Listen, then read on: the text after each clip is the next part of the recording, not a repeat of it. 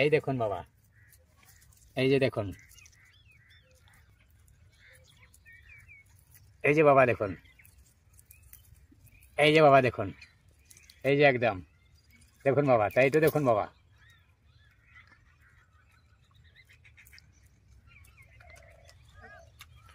কোনো দিন যদি সুযোগ পান এই ধানের বাচ্চা খেয়ে দেখবেন।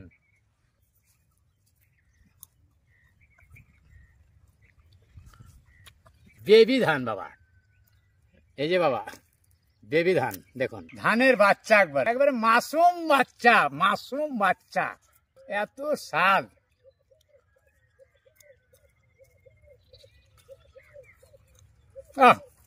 গাছ সহ তো বিরাট স্বাদ।